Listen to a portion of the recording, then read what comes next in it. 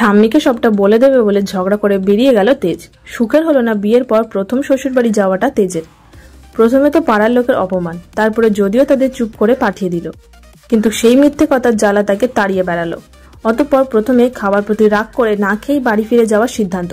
পরে সুধা যেই সমস্ত অসহায় ছেলে মেয়েদের পড়ায় তাদের দেখে মন বদল, কিন্তু পরে আবার সুধার সাথে তুমুল ঝগড়া। এর ফলে আর সহ্য করতে না পেরে দিকজ্ঞান শূন্য হয়ে হেঁটে হেঁটেই শ্বশুরবাড়ি থেকে বেরিয়ে পড়ে তেজ। সাথে পণ করেই নেয় যাই হয়ে যাক না কেন আজ ঠাম্মিকে সত্যিটা জানাবে সে। এদিকে ফোনটাও আবার তাকে ফলো করে, বুঝে যায় যে কিছু একটা তো হয়েছেই। সো বন্ধুরা, সত্যি সত্যিই তো তেজ ঝগড়া করে ঠাম্মিকে সবটা বলে দেবে বলে বেরিয়ে গেল।